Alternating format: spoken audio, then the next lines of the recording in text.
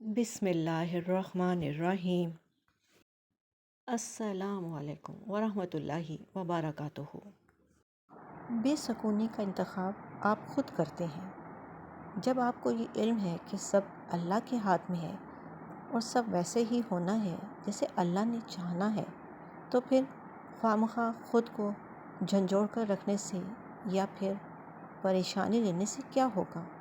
آپ کے پاس دو راستے ہیں۔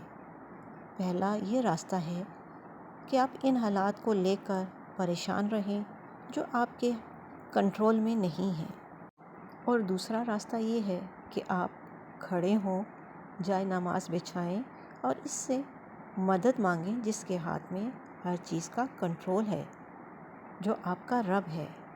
فیصلہ اب آپ کا ہے۔ جان رکھو کہ دنیا کی زندگی محض کھیل اور تماشا اور زینت اور آرائش اور تمہارے آپس میں فخر و ستائش اور مال اور دولت کی ایک دوسرے سے زیادہ طلب اور خواہش ہے، اور دنیا کی زندگی تو دھوکے کا سامان ہے۔ بندو، اپنے پروردگار کی بخشش کی طرف اور جنت کی طرف لپکو، جس کا عرض آسمان اور زمین کے عرض کا سا ہے، اور وہ ان لوگوں کے لیے تیار کی گئی ہے جو اللہ پر اور اس کے پیغمبروں پر ایمان لائے ہیں۔ یہ اللہ کا فضل ہے، جسے چاہے عطا فرمائے، اور اللہ بڑے فضل کا مالک ہے۔ بے شک اللہ سے توبہ کرتے رہا کرو۔ توبہ ایک ایسا دروازہ ہے جو موت کی ہچکی تک کھلا رہتا ہے۔ دعا ایسا عمل ہے جو تقدیر بدل دیتی ہے۔ ضمیر ایسا ساتھی ہے جو ہمیشہ حق کی راہ دکھاتا ہے۔ اس لیے توبہ کرتے رہو، دعا مانگتے رہو اور ضمیر کو جھنجھوڑتے رہو۔ وہ رب کچھ نہیں بھولتا۔ ان الفاظ کو گھول کر پی لیں۔ کوئی بھی شخص آپ سے نفرت یا حسد میں جس بھی مقام پر پہنچ جائیں، وہ آپ کے حصے کی روشنی کبھی نہیں چھین سکیں گے۔ جو آپ کو ملنا ہے وہ مل کر ہی رہنا ہے۔ بس آپ اس مالک کی رسی کو مضبوطی سے تھامے رکھیں، اس کے آگے حال دل بیان کرتے رہیں، تہجد کے سجدوں میں اس کو پکارتے رہیں، اپنی نیت ہمیشہ اچھی رکھیں، جان بوجھ کر اس کی مخلوق کی دل آزاری کا سبب نہ بنے، اور پھر دیکھیں راہیں ہموار ہوتی چلی جائیں گی، اور وہ بھی ہوگا جو ابھی خواب لگتا ہے۔ اور اپنوں کو آپس میں عیب نہ لگاؤ اور نہ ایک دوسرے کا برا نام رکھو۔ ایمان لانے کے بعد برا نام رکھنا گناہ ہے، اور جو لوگ توبہ نہ کریں وہ ظالم ہیں۔ تو سخت کلامی کا ایسے طریقے سے جواب دو جو بہت اچھا ہو۔ ایسا کرنے سے تم دیکھو گے کہ جس میں اور تم میں دشمنی تھی وہ تمہارا گرم جوش دوست ہے، اور یہ بات انہی لوگوں کو حاصل ہوتی ہے جو برداشت کرنے والے ہیں، اور انہی کو نصیب ہوتی ہے جو بڑے صاحب نصیب ہیں۔ رشتوں کی بھی ایکسپائری ڈیٹ ہوتی ہے۔ اس ڈیٹ کے بعد وہ زہر بن جاتے ہیں، دماغی صحت کے لیے اور جسمانی صحت کے لیے بھی۔ صرف اللہ اور بندے کا رشتہ ابدی ہے، جسے کوئی زوال نہیں۔ بوڑھے ماں باپ بوجھ محسوس ہوتے ہیں، بیماری طویل ہو تو بوجھ لگنے لگتے ہیں۔ انسان لوگوں سے کہتا پھرتا ہے کہ جی دعا کریں اللہ انہیں سنبھال لیں۔ بہن بیٹی کے مقررہ وقت پر شادی نہ ہو، طلاق یافتہ ہو یا بیوہ ہو جائے تو بوجھ لگنے لگتی ہے۔ بیٹا جتنا لاڈلا ہو، پڑھا لکھا کے ایک مقررہ وقت کے بعد نوکری نہ کرے تو بوجھ لگنے لگتا ہے۔ بہن بھائی کی ذمہ داری آپ کے کاندھے ہو تو بوجھ لگنے لگتے ہیں۔ ہر رشتہ ایک مقررہ وقت کے بعد جان کو آ جاتا ہے۔ یہی تلخ حقیقت ہے اس دنیا کی۔ ہر پل ہر لمحہ موت ہو رہی ہوتی ہے۔ احساس کی، محبت کی، شفقت کی۔ باقی تو صرف اللہ کی ذات اور اس کی محبت، لا فانی لا زوال۔ لہٰذا فانی سے محبت کریں گے تو فنا ہو جائیں گے، بقا سے محبت کریں گے تو باقی ہو جائیں گے۔ اس دنیا کے رشتوں کو محبت سے چلائیں، لیکن ان سے کوئی توقع نہ رکھیں۔ اپنی توقعات کا مرکز صرف اللہ کی ذات رکھیں۔ اسی کے پاس سے آئے ہیں اور اسی کے پاس جانا ہے، تو کیوں نہ بیچ کا وقت بھی اسی کے ساتھ گزارا جائے۔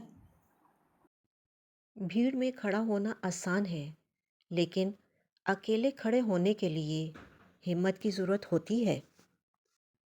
مایوس نہ ہو، اللہ دیکھ رہا ہے۔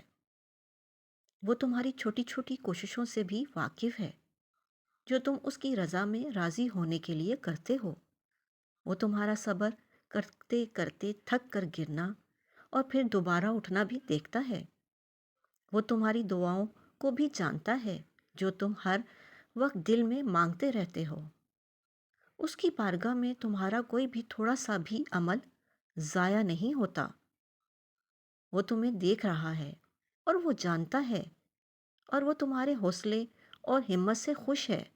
تمہارا اجر تیار ہے، بس تم جلد ہی اسے حاصل کر لو گے، یقین رکھو۔ مومنو، اپنے آپ کو اور اپنے اہل و عیال کو اس آگ سے بچاؤ جس کا ایندھن آدمی اور پتھر ہوں گے، اور جس پر تندفو اور سخت گیر فرشتے مقرر ہیں۔ وہ کسی حکم کی جو اللہ ان کو دیتا ہے نافرمانی نہیں کرتے، اور جو حکم ان کو ملتا ہے اسے بجا لاتے ہیں۔ کافرو، آج بہانے مت بناؤ۔ جو عمل تم کیا کرتے تھے انہی کا تم کو بدلہ دیا جائے گا۔ بد نگاہی ایسا گناہ ہے جو عبادت کی لذت چھین لیتا ہے۔ رکو، دیکھو اللہ کیا کہہ رہا ہے۔ تم مانگو مجھ سے، تمہارا مانگنا اچھا لگتا ہے مجھے۔ تم کیوں پریشان ہوتے ہو؟ کیا میری قدرت پر یقین نہیں ہے تم کو؟ میں تو تمہاری شہ رگ سے بھی زیادہ قریب ہوں۔ جب تم اپنی ماں کی نیت پر شک نہیں کر سکتے تو اس پر کیسی بھی یقینی جو تم سے 70 موت سے بڑھ کر محبت کرتا ہے۔ مجھ سے مکمل یقین کے ساتھ مانگ کر تو دیکھو۔ عرش پر کن کہہ کر پوری دنیا کو تمہارا وسیلہ بنا کر تمہیں نہ نوازا تو کہنا۔ اپنے رب سے محبت۔